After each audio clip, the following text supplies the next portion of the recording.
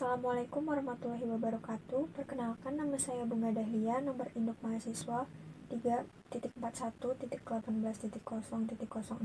Di sini saya ingin mempresentasikan hasil proposal saya yang berjudul Perlakuan Akuntansi Aset Tetap pada CV Tekun Karya tahun 2020.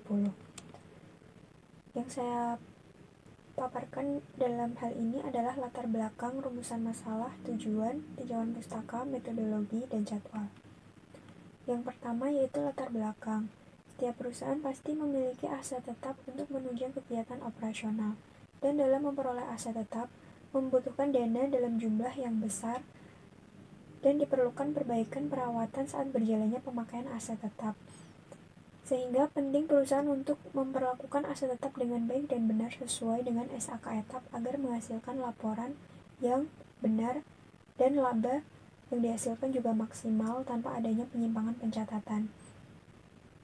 Objek penelitian saya kali ini yaitu CV Tekun Karya. CV Tekun Karya dalam hal ini belum memaksimalkan penerapan SAK etap dalam perlakuan aset tetap, maka saya tertarik untuk melakukan penelitian perlakuan aset tetap pada CV Tekun Karya. Pembahasan kedua yaitu rumusan masalah. Yang pertama, bagaimana perlakuan akuntansi aset tetap pada CV Tekun Karya tahun 2020? Yang kedua, bagaimana analisis perlakuan akuntansi aset tetap CV Tekun Karya tahun 2020 berdasarkan SAK etap? Tujuan penelitian ini adalah untuk mengetahui perlakuan akuntansi aset tetap pada CV Tekun Karya tahun 2020. Yang kedua, untuk mengetahui perlakuan akuntansi aset tetap CV Tekun Karya tahun 2020 berdasarkan SAK etap. Pembahasan ketiga yaitu tinjauan pustaka. Yang pertama yaitu pengertian. Dari dua pendapat tersebut dapat disimpulkan bahwa aset tetap adalah harta yang dimiliki perusahaan serta memiliki masa manfaat lebih dari satu periode akuntansi dalam rangka kegiatan operasional perusahaan dan bukan untuk dijual kembali. Selanjutnya, karakteristik aset tetap yaitu 1. Digunakan dalam operasi perusahaan, 2. Berwujud, 3. Umurnya lebih dari 1 tahun, 4. Tidak diperjualbelikan, 5. Material, 6. Dimiliki perusahaan. Selanjutnya, klasifikasi aset tetap. Yang pertama, aset tetap yang umurnya tidak terbatas, contohnya tanah dan tidak terdapat penyusutan. Yang kedua, aset tetap yang umurnya terbatas dan dapat digantikan, contohnya seperti bangunan, peralatan, kendaraan, dan lain-lain. Penyusutannya disebut depresiasi. Aset tetap yang umurnya terbatas namun tidak bisa digantikan, contohnya seperti sumber-sumber alam, tambang, minyak, dan lain-lain. Penyusutannya disebut deflasi. Selanjutnya, pengakuan aset tetap. Biaya perolehan aset tetap harus diakui sebagai aset tetap jika masa manfaat ekonomis di masa depan berkenaan dengan aset tersebut, serta biaya perolehan dapat diukur secara andal. Yang ketiga, pengukuran aset tetap. Aset tetap diukur berdasarkan biaya perolehan. Biaya perolehan aset tetap meliputi harga beli, dua biaya-biaya yang dikeluarkan untuk aset tetap agar siap pakai. Yang ketiga, estimasi awal biaya. Berikut ini adalah cara-cara perolehan aset tetap. Yang pertama, pembelian tunai, pembelian angsuran, melalui sewa guna usaha modal, pertukaran dengan surat berharga, pertukaran aset tetap yang tidak sejenis, selanjutnya pertukaran aset tetap sejenis, nomor 7 diperoleh dari hadiah atau donasi, yang terakhir aset tetap yang dibuat sendiri. Selanjutnya, penyusutan aset tetap. Dari pendapat Zaki Baritwan, dapat disimpulkan bahwa penyusutan adalah alokasi jumlah suatu aset yang dapat disusutkan sepanjang masa manfaat yang diestimasi. Faktor-faktor yang terlibat dalam proses penyusutan antara lain harga perolehan, nilai sisa, dan taksiran umur.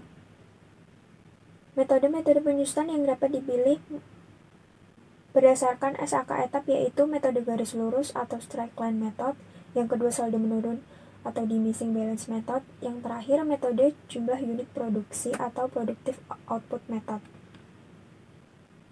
Yang kelima, penghentian aset tetap. Aset tetap akan dihentikan pengakuannya pada saat pelepasan aset tetap tersebut atau ketika aset tetap habis umur manfaatnya, seperti yang dijelaskan menurut IAI. Ini dapat terjadi pada saat dibuang atau rusak. Pelepasan aset tetap lain yaitu dijual dan ditukar. Penurunan nilai aset tetap. Suatu aset tetap dapat mengalami penurunan nilai pada waktu tertentu. Jika aset tetap turun secara drastis dan diperkirakan nilai penurunan tersebut akan tetap pada masa mendatang, maka dapat dilakukan penurunan nilai aset tetap. Berikut ini adalah pengungkapan aset tetap menurut SAK etap. Maka entitas harus mengungkapkan setiap kelompok aset tetap berdasarkan berikut ini. Pembahasan selanjutnya yaitu metodologi. Klasifikasi data. Jenis data menurut sifatnya terbagi menjadi dua, yaitu data kuantitatif dan kualitatif. Data kuantitatif biasanya berupa angka-angka yang dapat diperoleh melalui dokumen perusahaan.